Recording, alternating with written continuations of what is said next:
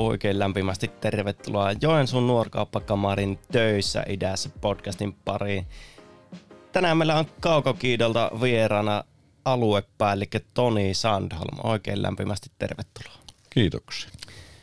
Ennen kuin mennään asiaan, niin kaikille vieraille otetaan tämmöistä pikku alkulämmittelyt. Eli täältä tulee 4 kategoriasta kysymys ja vastaan niihin, mitä ensimmäisenä tulee mieleen. Ja semmoinen erikoisuus, että Pohjois-Karjala on vähän nyt tällä kertaa semmoinen Pohjois-Korea-tyyppinen, eli nyt vastaukset pitäisi tulla täältä Pohjois-Karjalan rajojen sisästä. Selvä.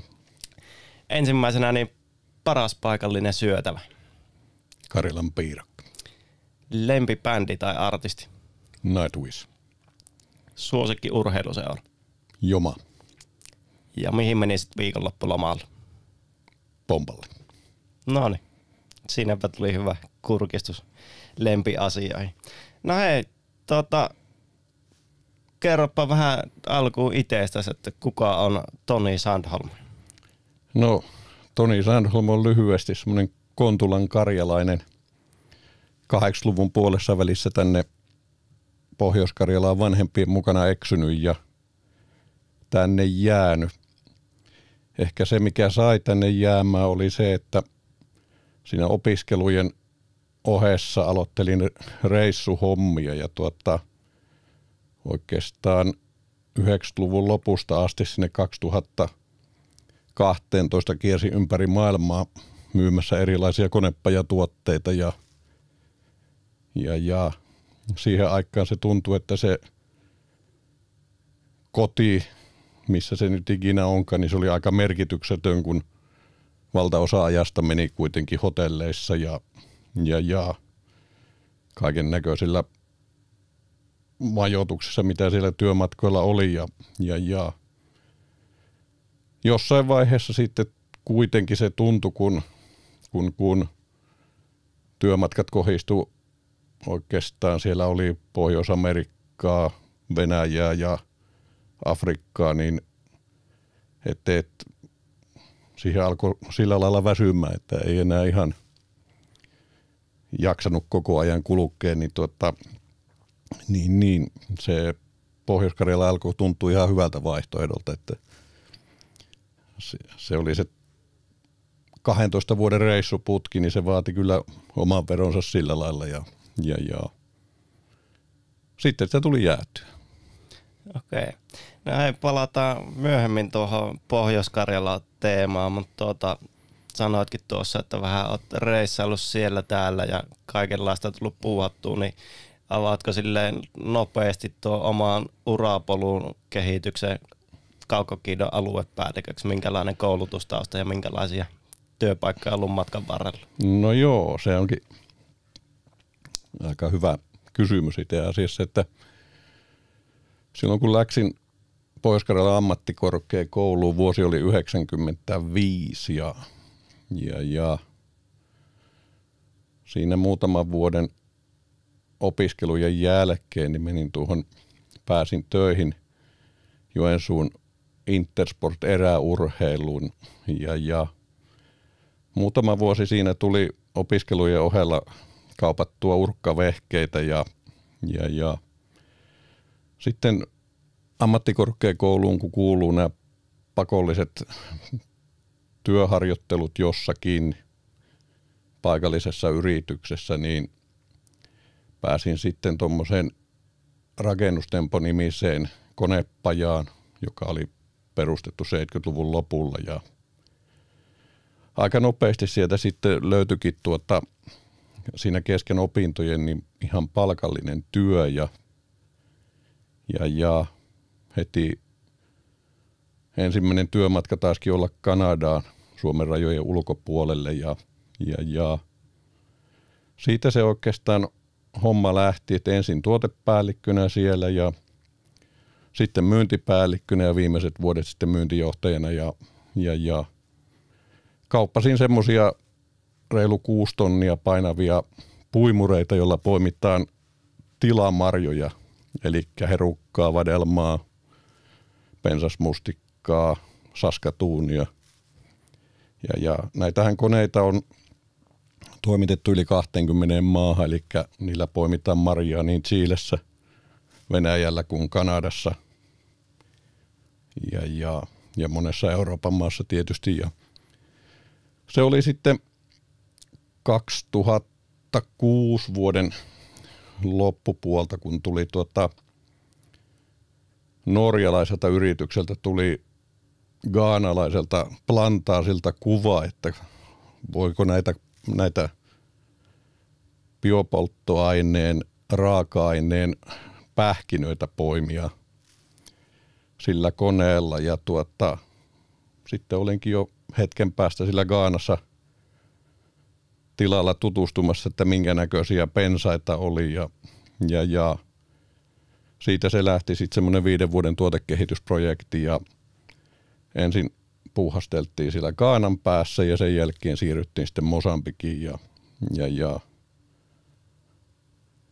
tilathan oli valtavia ja koneellinen poiminta olisi paljon ratkaissut sitä ongelmaa siellä, mutta sitten kävi niin kuin maailman taloudessa aina käy, että tuli valuuttakriisi 2009 ja tuli kaiken näköistä taantumaa siinä, niin myöskin se biopolttoaineen tavallaan se, kun öljyn maailmanmarkkinahinta lähti laskuun, niin myöskin sitten investoijat päätteli, että sillä biopolttoaineella ei olekaan siinä vaiheessa niin isoa kysyntää, että sitä kannattaa sitä projektia jatkaa. Ja se oli tietysti kova takaisku, koska siihen oli panostettu aika paljon rahaa ja työtunteja, tuotekehitystyötä ja koneita roudattu ympäri maailmaa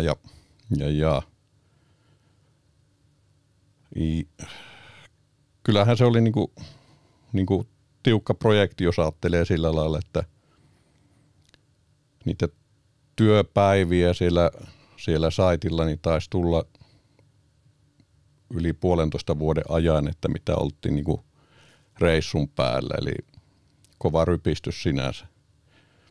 Ja sitten kun hommat siitä hiipui, niin sitten jäin hetkeksi aikaa vetämään happea kotia ja sitten tulikin liiketoimintakauppa Kaukokiidolla, eli kuljetusliike Kantolait Koramo osti kuljetusveliinin liiketoiminnot täältä, Kaukokiitoliiketoiminnot täältä Pohjois-Karjalasta ja Etelä-Savosta ja siihen sitten etittiin sopivaa vetäjää ja sitten silloinen tai nykyinenkin toimitusjohtaja Koramon Ville soitti, että tulisinko jutuille, että olisiko tässä niin kuin sopivaa työsarkkaa ja nyt tässä niin kuin 10 vuotta myöhemmin niin samalla polulla ollaan.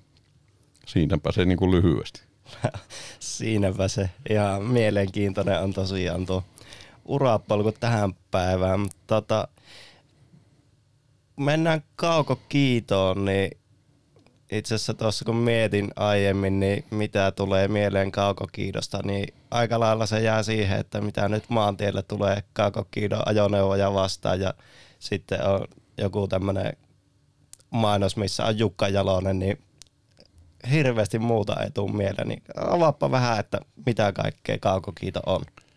No, Kaukokiitohan on logistiikka-alan asiantuntijaorganisaatio. Ehkä sitä sillä lailla voisi kuvailla, että ikähän ketjulla on jo yli 70 vuotta ja sen oikeastaan omistaa suomalaiset perheyritykset, että näitä on 4 osakasliikennöitsijää Suomessa, joiden omistuksessa valtaosa Kaukokiidosta on, eli siellä on tämä, missä minä olen palkoilla, eli kuljetusliike Kantolait Koramo, joka vastaa liikenteessä tänne Itä-Suomeen.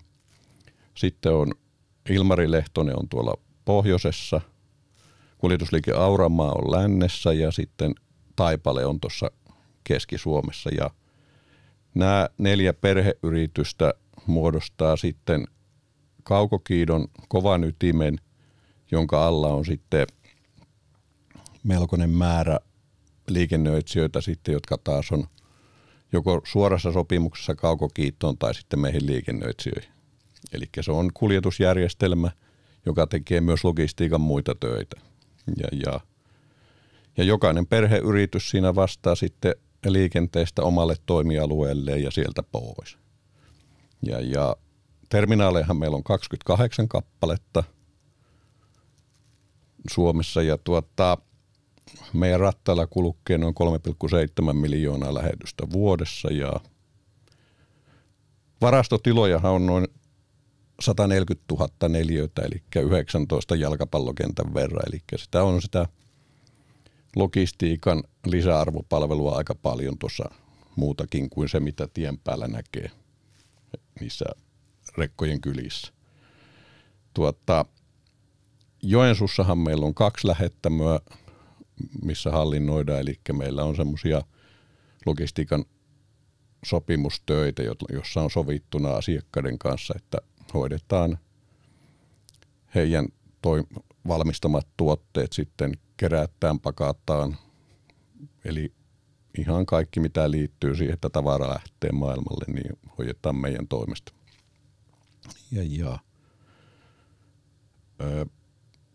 Työtehtäviähän niin kuin kaukokiitos on tänä päivänä melkoisen paljon, koska digitaalisuus on iso osa, eli on kuljetussuunnittelijoita, terminaalia, logistiikkatyöntekijöitä, talousosaajia, myynnin osaajia, viestinnän osaajia, HR ja pelkästään meidän teknologiayksikkö, niin se on yli 40 henkeä, joka hoitaa datapuolta, niin kyllä se on oikeastaan aikamoinen mylly, joka siellä pyörii taustalla. No, pystytkö lonkalta heittämään jotain avainlukuja kaukokiidosta, että saadaan vähän käsitystä, miten iso organisaatio on oikeasti kyseessä? No viime vuoden liikevaihto oli muistaakseni 283 miljoonaa, henkilökuntaa noin 2000 ja yli 1000 ajoneuvoyksikköä on tiellä. Eli sen kokoinen toimija me ollaan. Ja sitten täällä Itä-Suomessa, missä näkyy nämä meidän yksiköt, niin, eli tämä Koramo, niin me ollaan noin 70 miljoonaa liikevaiholta ja 400 henkeä töissä. Ja meillähän on meidän hallinnoimat terminaalit on siellä, missä on pääkonttori, eli Kuusamossa, sitten Kajaanissa, Kuopiossa, Joensuussa, Savonlinnassa ja Mikkelissä. Ja tosiaan tälle alueelle me vastataan kaikesta liikenteestä. Siinä on aika iso alue katettavana. Kyllä. Hypätäänpä syvään päähän. Se on tietysti nuo kestävä kehitys ja vastuullisuus, joka yrityksellä lähestulkoon aika isona teemana tänä päivänä. Niin mikä on ollut suuri haaste kestävän kehityksen periaatteiden noudattamisessa tuolla logistiikka-alalla? No, logistiikka-alahan itsessään vastaa maailman päästöistä noin 4/4. Eli se on aika iso päästöjen tuottaja ja kyllähän siellä tavallaan se uusiutuvat polttoaineet ja ehkä voisi sanoa nämä vaihtoehtoiset polttoaineet, että mitä voidaan kehittää. Toinen asia sitten, että mitenkä pystytään optimoimaan täyttöasteita ja kuljetusreitistöä ja tämän tyyppisiä asioita. Ja sieltähän se oikeastaan se meidän alan vastuullisuus tulee, että pyritään hoitamaan annetut työtehtävät mahdollisimman vähäpäästöisesti ja mahdollisimman tehokkaasti. Se on niin kuin se, mistä syntyy ne ympäristösäästöt sitten. Ja toki tietysti, kun se kalusto on sellaista, että se mahdollisimman vähän niitä päästöjä tuottaa, niin silloinhan se ympäristö siinä kiittää. Mutta on se tietysti vastuullisuus paljon muutakin kuin pelkät päästöt, eli siinä on henkilöstöstä vastuu ja hyvästä omistajuudesta vastuu, että yritys tuottaa riittävän voiton omistajille, että kyetään veroja maksamaan ja pitämään yhteiskunnan pyörät pyörimässä. Eli kyllä se niinku vastuu on kaikkia sitä. No siinä mentiinkin vähän tuonne ympäristön puolelle, niin miten No varmasti ympäristövaatimukset luo enemmän ja enemmän paineita yrityksillä. Ei varmasti ole logistiikka-ala poikkeus tässä, niin miten sitten teillä tuommoinen tasapainottelu taloudellisen tehokkuuden ja sitten toisaalta vastata noihin ympäristövaatimuksiin? No tietysti jos miettii suoritealan DNAta, mistä suoritealat muotoutuu, niin suoritealathan muotoutuu siitä, että tehdään mahdollisimman paljon suoritteita mahdollisimman pienillä kustannuksilla. Ja siihen liittyy silloin se, että myöskin ympäristö tykkää siitä, eli ei tehdä harhaliikkeitä, ollaan tehokkaita, optimoidaan asioita. Ja sehän se on oikeastaan sitä logistiikan tehokkuutta myöskin, että ihmiset, koneet, laitteet, kaikki tekee mahdollisimman vähän turhia liikkeitä, niin silloin kaikki energiaa säästyy ja hommat pyörii. Ja sitähän se on, että mitä fiksummin logistiikkaa hoidetaan, niin sen tehokkaampaa se on. No tuo tehokkuus on nyt mainittu useampaan kertaan, niin mitä se sanoo sitten, että mistä palasista se tehokkuus muodostuu sitten? No oikeastaan suoritteiden minimoinnista. Eli vanha kansahan jo aikanaan totesi jo, että yksi tie monta asiaa, niin lähdetään käymään kylällä, niin käydään pankissa ja käydään kaupassa ja tehdään sitä, tehdään tätä, niin samahan se on logistiikassa, että mahdollisimman hyvin pystytään optimoimaan jokaisen kuljetusreitin työtehtävät, ne tehdään oikeaan aikaan, oikeassa rytmissä, niin silloinhan sieltä tulee se tehokkuus. Sehän on haaskuuta, kun ajellaan edestakaisin. No tuossa vastuullisuudessa jo nostit esiin se, että henkilöstö ja ehkä hyvinvointi sun muut, mutta jos puhutaan kaukokiidosta työympäristönä, niin mikä siitä tekee erityisen ja mikä tekee kaukokiidosta hyvän työnantajan? No oikeastaan kaikki lähtee perhearvoista. Sehän on kaukokiito on ketjuna sekä liikennöitsijät yrityksinä, niin ne on todella matalan organisaatiotasojen yrityksiä. Eli siellä istuu liikennöitsijät, perustajaperheiden jäsenet istuu samoissa kahvipöydissä kuin me työntekijätkin, ja sehän on oikeastaan se, että vastuuta annetaan tehdä töitä ja se loppukädessä kantaa aika pitkälle, kun jokainen yksittäinen taistelija ymmärtää, että hän saa tehdä ja hän saa tehdä myöskin virheitä ja kuitenkin niin se yhteenpuhaltaminen tulee sieltä, että kaikki on siinä samassa veneessä matkassa ja niin kuin ehkä silleen, jos ajattelee, niin Tuntemattomassa sotilaassa Vänrikki Koskelahan sanoi, että asialliset hommat suoritetaan ja muuten ollaan kuin ellun kanat, niin minusta se aika hyvin läpileikkaa myöskin kaukokiidon henkilöstö, että huumori on melko vahvasti mukana työssä ja työtä tehdään tosissaan, mutta ei totisena. Ja kyllähän se on meidän, kun puhutaan näistä uusiutuvista polttoaineista, niin huumori on semmoinen uusiutuva polttoaine, että välillä se jopa haisee. Ja toi itse asiassa, kun miettii, että perheyrityksistä monesti sanotaan, että niissä on ehkä poikkeuksellisen hyvä työilmapiiri ja muuten hyvä olla. Kun puhutaan noin isosta organisaatiosta, niin miten se on mahdollista, että siellä perheyrityksen arvot näkyy? Mikä se mahdollistaa?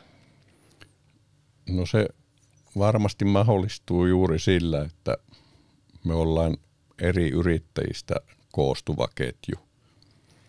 Eli suurimmat yksittäiset organisaatiot taitaa olla alle 500 henkilön organisaatiota. Ja me sitä myöten jakaannutaan pienempiin yksiköihin ja jokaisella on se oma esimies aika lähellä. Et jos meitä nyt ajatellaan, että meillä on Joensuussa noin 80 henkeä tässä meidän porukassa, niin me ollaan aika tiivis sakki kuitenkin. Ja sitten niin kuin logistiikka-alan luonteeseen kuuluu, niin suuri osa porukastahan on koko ajan menossa jossain, niin se yhteydenpito, viestintä, niin sehän nousee siinä ihan omaan arvoonsa. Eli meillä ei voida niin sanotusti kutsua porukkaa kasaan ja pidetään 5 minuutin pystypalaveri, kun jokainen on eri puolilla ja eri työvuoroissa, vaan kyllä se tulee semmoisesta aika tehokkaasta viestinnästä ja siitä, että ihmisiä osallistetaan siihen viestintään monen eri tavoin ja kyllähän se on tietysti tämmöisen alan haaste tavoittaa ihmiset, mutta onneksi nämä nykyiset digityökalut sen mahdollistaa ja ne oikeat ihmiset tavoitetaan silloin, kun ne pitää tavoittaa.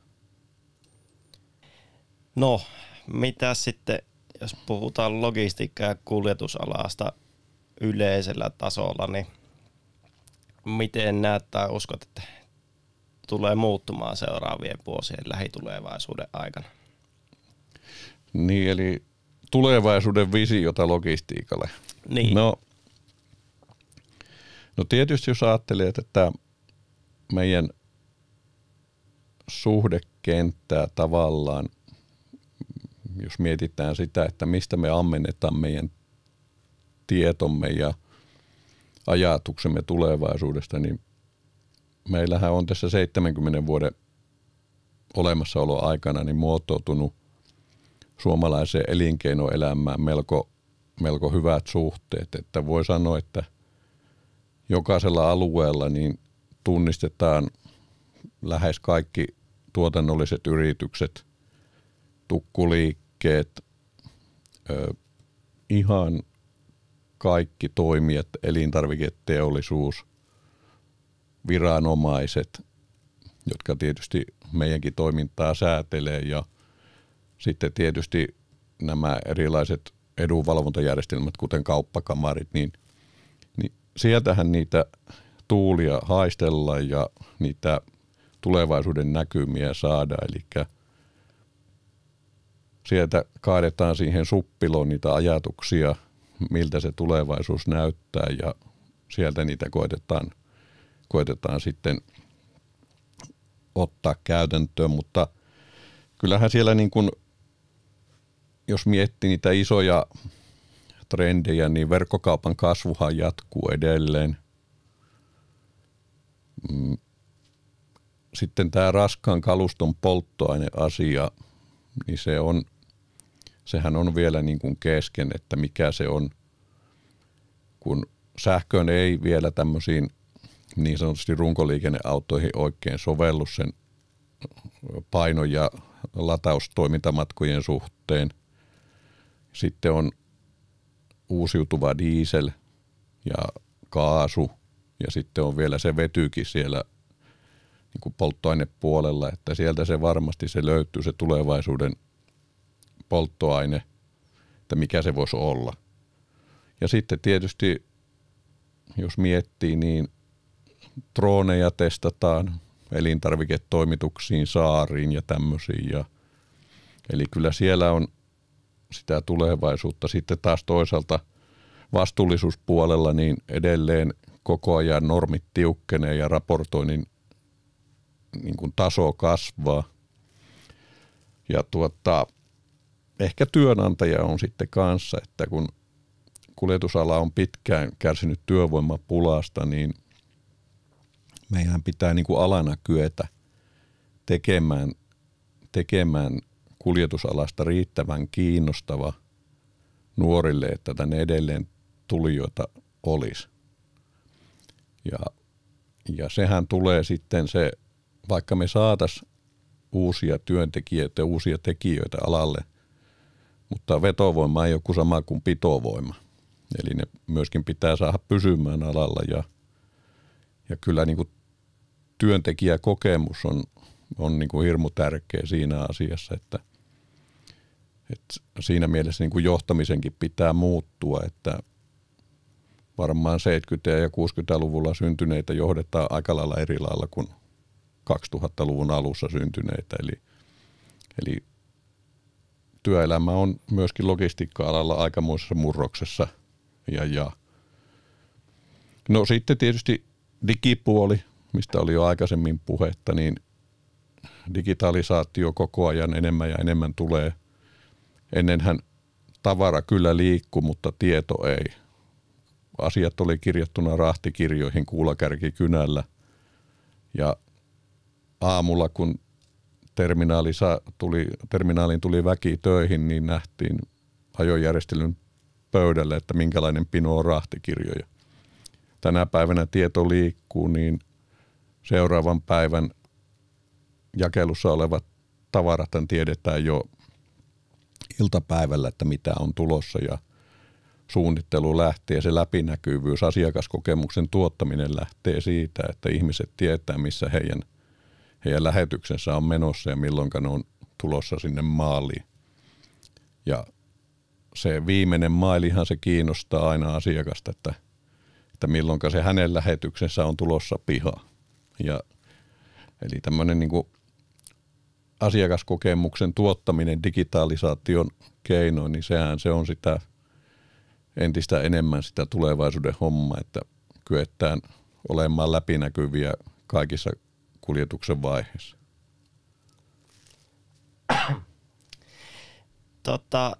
Sanoitkin tuosta jo isot sanat, vetovoima ja pitovoima, niin mikä se olisi sinun näkökulmasta niin semmoiset avaintekijät, että saadaan vetovoimaa ja sitten sitä pitovoimaa, mistä ne tulee? Vaikeita kysymyksiä, mutta kyllähän alan vetovoima eteen tehdään paljon töitä, että sitähän on nähty televisiossa tulee TV-sarjaa Arjen sankarit ja rahtia metästämässä ja mitä niitä ikinä onkaan. Ja kyllähän raskas kalusto vielä nuoria sinänsä kiinnostaa ja nythän siihen kun on uutena elementtinä tullut tämä digitaalinen puoli, niin se ei ole ehkä niin kalkkishommaa kuin se ehkä oli 10 vuotta sitten, että siellä on kuitenkin digitaalisuus on niin vahvasti läsnä, että se vaatii nuorilta myös sitä perehtymistä sinne bittien maailmaan kuin myös siihen ajoneuvomaailmaan. Ja kyllähän tässä varmaan niin kuin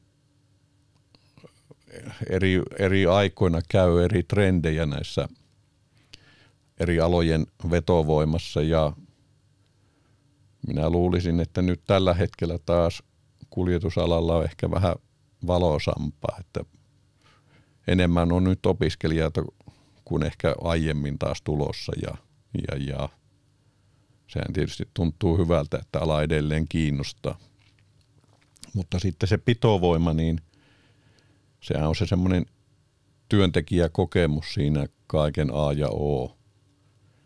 Eli työntekijän pitää saada tasalaatuista johtamista ja johtamislupaukset pitää päivästä toiseen myöskin henkilöstön suuntaan lunastaa ja ei ole enää ehkä semmoinen niin kuin vastakkainasettelu, kun on näitä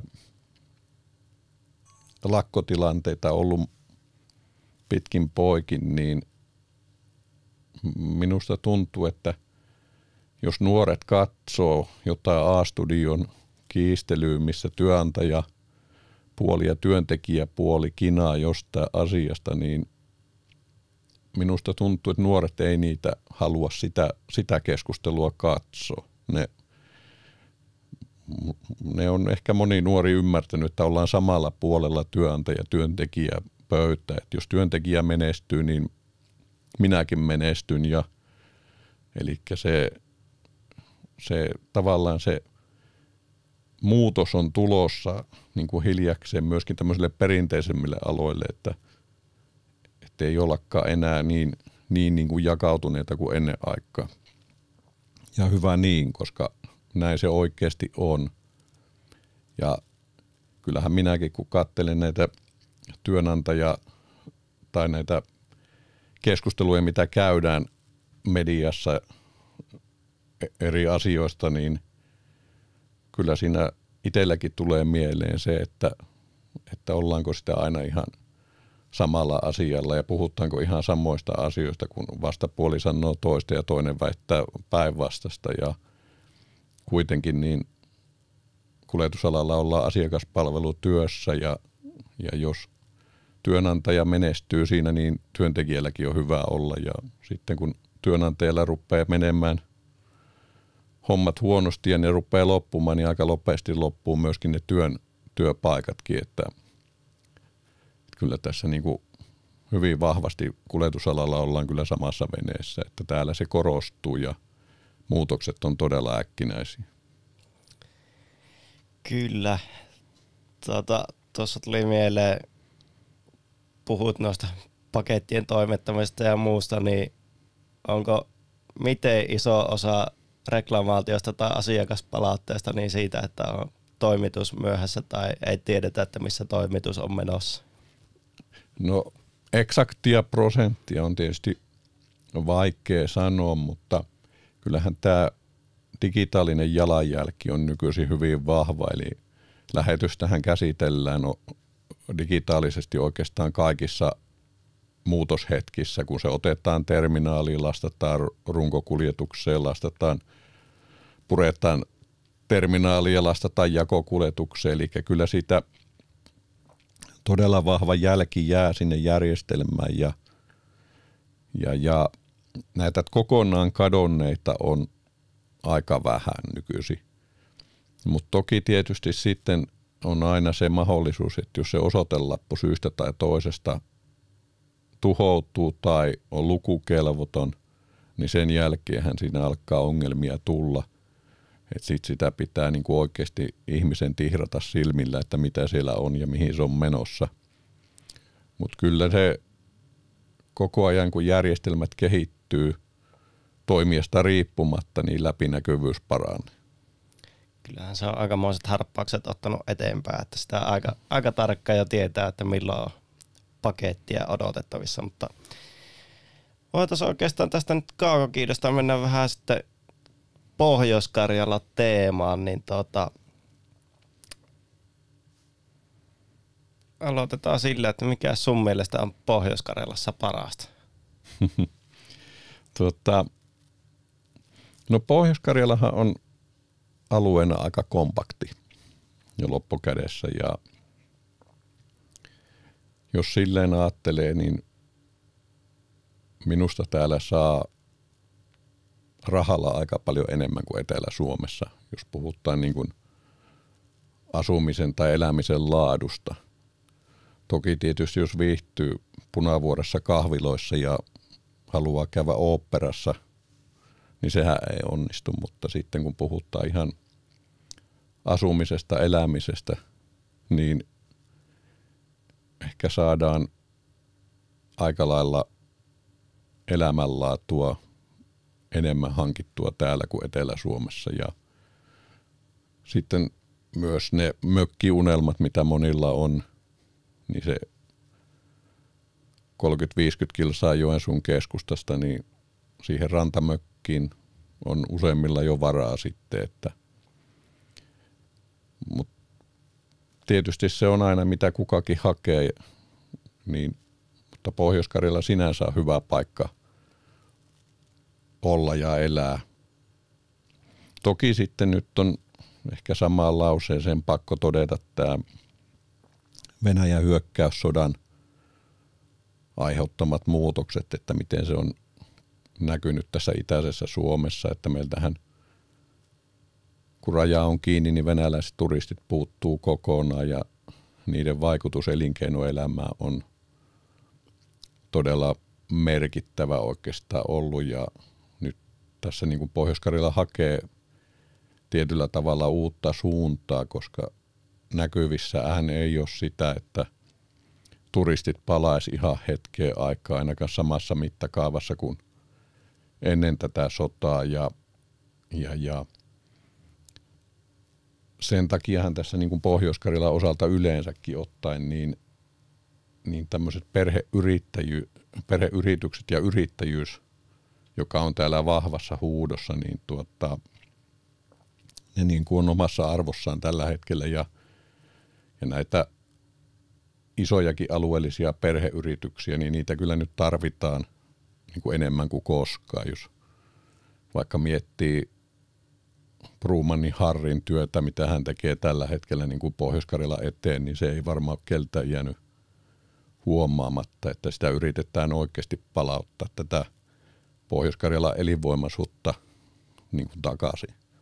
Ja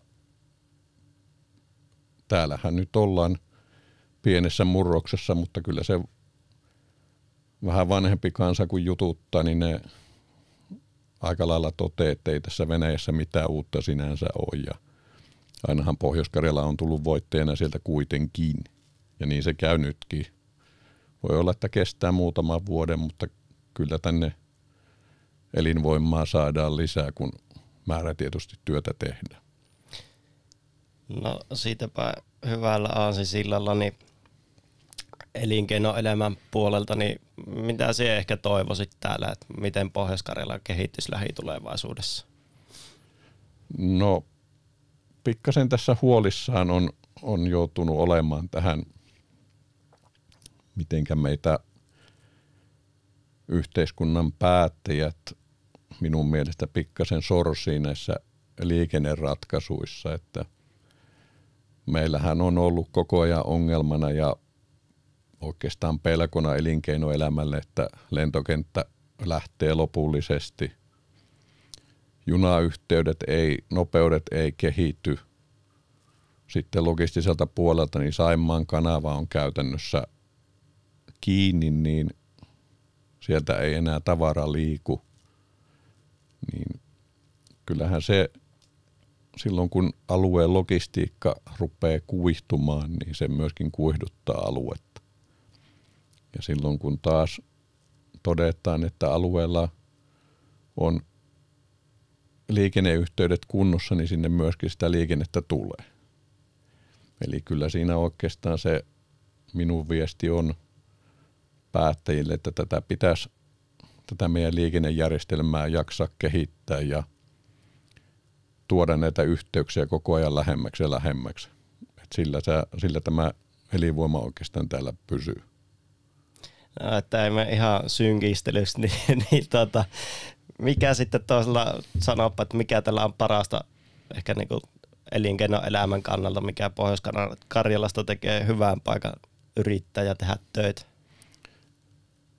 No nuorten määrä.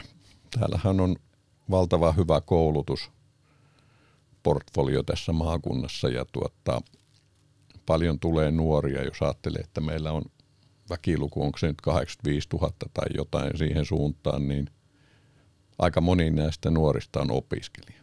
Ja se näkyy katukuvassa ja se näkyy oikeastaan niin kuin kaikessa tässä kaupungin niin kuin sykkeessä ja ilmeessä, että ei olla niin kuin semmoinen perinteinen teollisuuskaupunki, vaan nimenomaan opiskelijakaupunki. Ja se luo myös startuppeja ja se luo semmoista yrittäjähenkeä sinne, joilla nuorilla sitä on, niin täältä löytyy ne kaverit ja kumppanit siihen, kun lähdetään tekemään niitä omia yrityksiä ja tämäkin tila, missä ollaan, niin Joensuun tiedepuisto, niin täältähän niitä on syntynyt paljonkin ja että kyllä Pohjois-Karjalan yrittäjäporukka on kyllä melkoisen aktiivista ja tässä olisikin oikeastaan hyvä aasinsilta oikeastaankin meidänkin talon puolesta kiittää siitä, että kun 2014 se liiketoimintakauppa tänne tehtiin ja tänne tultiin, niin kyllähän meidän valtava hyvin otettiin vastaan paikallisten yrittäjien toimesta ja sitä on oikeastaan sitä työtä nyt tässä 10 vuoden aikana heidän kanssa tehty, niin siitähän tämä meidän kasvukin täällä on tullut alueella. Yhteistyössä on voima. No se on juuri näin. Nostit nuo nuoret semmoisena voimavarana, mutta heitähän oma ajatuksesi, että opiskelijoita toki on paljon, millä ne saadaan pysymään täällä Joensuussa ja Pohjois-Karjalassa? Joo, se onkin hyvä kysymys. Niin kai se minäkin olin silloin aikanaan lähdössä, mutta sitten löytyi se ensimmäinen oikein vakituinen työpaikka siihen opiskelujen loppupuolella, niin kyllähän se oikeastaan lähtee siitä, että niitä työpaikkoja alueella on riittävästi ja riittävän mielenkiintoisia työpaikkoja. Et sen takia minusta niin kuin yrityshautomot, yrityskummijärjestelmät, kaikki tämän tyyppiset on äärimmäisen tärkeitä niin kuin koko aluepolitiikan osalta, että kun se ensimmäinen kunnon työpaikka löytyy, vaikka se olisi loppuelämän työpaikka, niin kuitenkin siinä, kun saadaan muutamaksi vuodeksi jäämään, niin siinä ehkä hetken päästä tulee se, että löytyykin se elämänkumppani, että ruvetaan perhettä perustamaan ja niin poispäin, niin siinä ne tilanteet rupeaa muuttumaan siihen suuntaan, että se ei olekaan ehkä tärkeää lähteä muualle, vaan on tärkeää ruveta katselemaan, että mitä täällä alueella on ja minnekä se oma koti laitetaan ja mihin sitä ruvetaan sitä elämää sitten rakentamaan. Mutta jos tullaan koulusta tyhjän päälle, niin aika äkkiä sitä lähdetään sitten katselemaan niitä muita mantuja sitten, että missä sitä työtä olisi.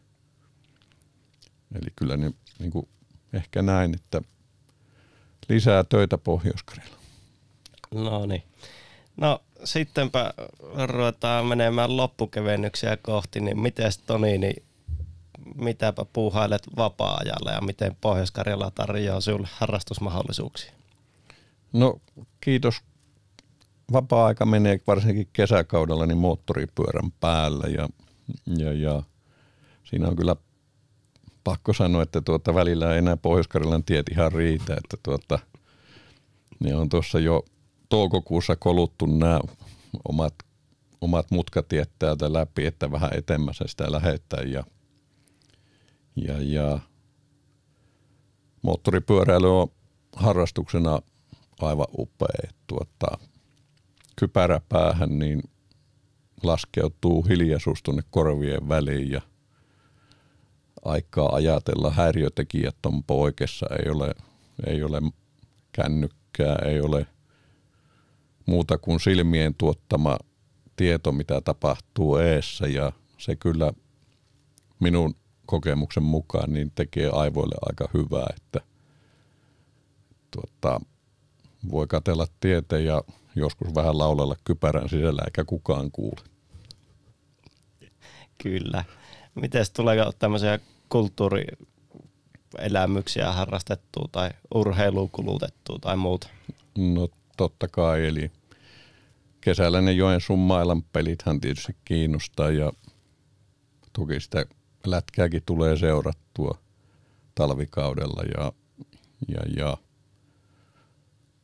kulttuuripuolelta niin kyllähän tietysti kesällä se Ilosaari Rokki täällä on se kesän suurin pläjäys ja minustahan se on festarina varmasti Suomen mittakaavassa niin aika hienosti toteutettu kokonaisuus, että se mitä on tuolla muutamalla muulla festarilla käynyt, niin jotenkin tämä meidän oma Ilosaari on kuitenkin minusta paras. Että tervetuloa vaan. Yleensä heinäkuun toinen viikonloppu, näinhän se tahtoo olla. Näinhän se on. Siitä on kyllä kaupungille nostettava hattu, että kaupunki on myös ottanut se aika hyvin omakseen, että siellä ollaan junalla festarin vieraita vastassa ja näin, että Kyllä. tohon voi yhtyä. Mutta oikein paljon kiitoksia Kauko Kiidolle ja kiitos Toni Sandholm vierailusta podcastissa ja menestystä tulevaa. Kiitos, oli kiva käydä.